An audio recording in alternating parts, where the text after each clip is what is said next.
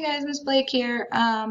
Today we're going to go over the rest of section P2 notes. So this is part 2. We're going to talk about scientific notation. So scientific notation, you're always going to have it written in the form A times 10 to the power of n, where A is greater than or equal to 1 and less than 10. And n is an integer. So let's look at the first example. This says write each number in decimal notation. So they want us to take something in scientific notation and change it back into decimal notation. So the way I do it is I write out 2.6. Okay, so negative 2.6. And we're going to multiply it by 10 to the 9th. So it should be getting bigger. So we're going to take this decimal and we're going to move it 9 times. 1, 2, 3, 4, 5, 6, 7, 8, 9. And we're going to put zeros as all those placeholders.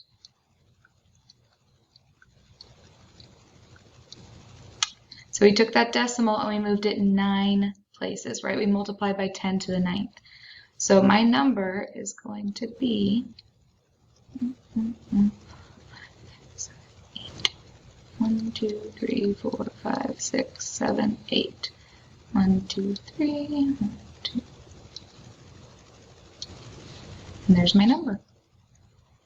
All right, negative power.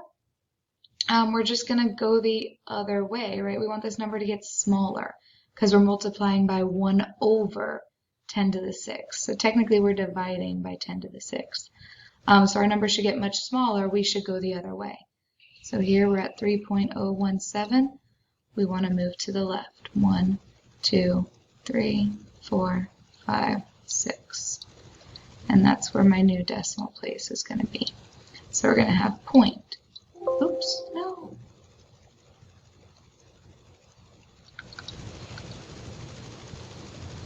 I don't know why I did that. Okay, so we're going to have point, and it changed me to red. Here we go. 1, 2, 3, 4, 5, 3, 0, 1, 7. You can put 0 point if you want to. All right, so we moved, again, we divided by 10 to the 6th, so our number got smaller. Putting something in scientific notation, same concept. You want to keep going until your number is between 1 and 10. So we want that 5.2. So we're going to, our decimal is technically here, right? We're going to move 1, 2, 3, 4, 5, 6, 7, 8, 9. So we're going to take a smaller number, 5.21, and we're going to make it bigger by multiplying by 10 to the 9th, right? So we want 5.21 to become this number. That would be your scientific notation. Going the other way, we want to move it 1, 2, 3, 4, 5, 6, 7, 8, right? So we get 6.893, again a number between 1 and 10, sorry, negative, oops, times 10 to the negative 8, because again we want this number to get smaller. Okay, so we want that negative power, so we're counting negative. All right, moving on. So this one kind of already started you, except for this isn't in scientific notation, right? It has to be between 1 and 10. So we're here, we need to move it 1, 2. So we got 4.1 times 10 to the 2nd power, right, to make 410. And we still want to multiply that by 10 to the 7th. Now use what you know about exponents. If they have the same base, we're going to add our exponents.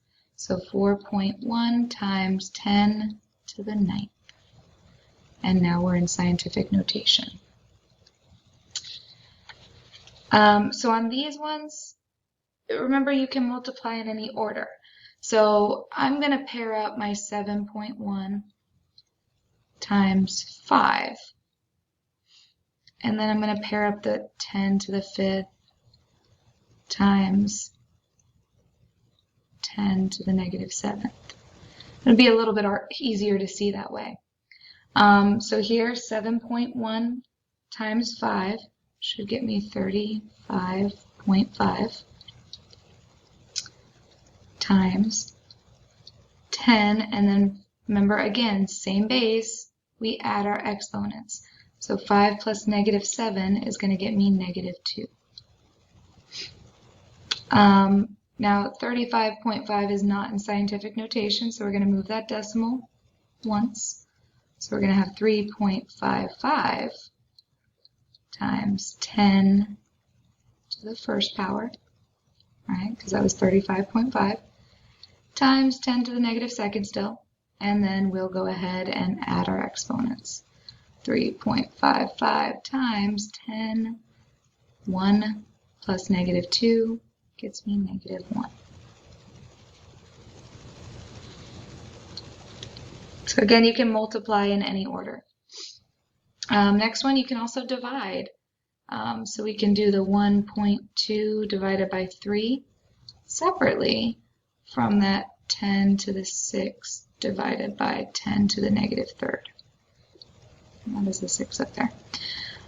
So 1.2 divided by 3 gets me or you can write 0.4 times, remember division, you subtract your exponents, so 10, 6 minus negative becomes plus 3. 6 plus 3 makes 9. Again, this is not in scientific notation, so we're going to move this once. So we've got 4 times 10 to the negative first, because we made this number bigger, times 10 to the 9th, and then go ahead and add your exponents. 4 times 10, 9 and negative 1 makes 8, 10 to the 8th. All right, last example. So as of December 2011, the United States has spent $2.6 trillion for wars in Iraq and Afghanistan. So we're going to write that number out real quick. 2.6 trillion.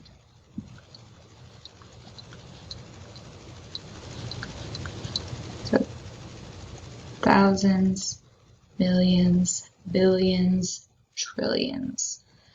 So let's go ahead and write that in scientific notation.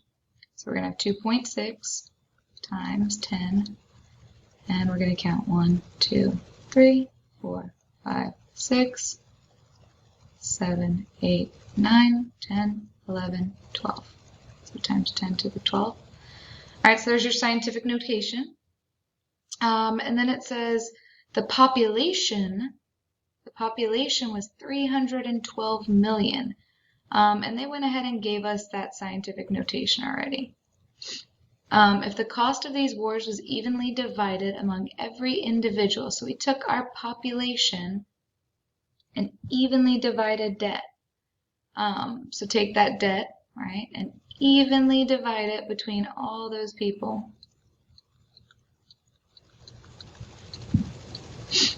How much to the nearest $100 would each citizen have to pay? So we're going to go ahead and split this up again, right? 2.6 divided by 3.12 and 10 to the 12th divided by 10 to the 8th. So here we've got 0.83 times 10, and then again when you divide you subtract. 12 minus 8 gets me 4. And this is not, well, actually they want us to give dollars, so we can go ahead and do this. So 0.83 times 10 to the 4th, we're going to move it 4 times.